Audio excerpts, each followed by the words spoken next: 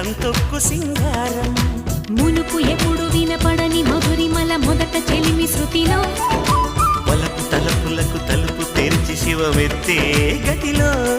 జత గీతమే జలపాతమే జతులాడే లయలో దాయమ్మ దాయమ్మ నా ఒళ్ళు దాకోవమ్మ గాలైనా చేరలేదమ్మా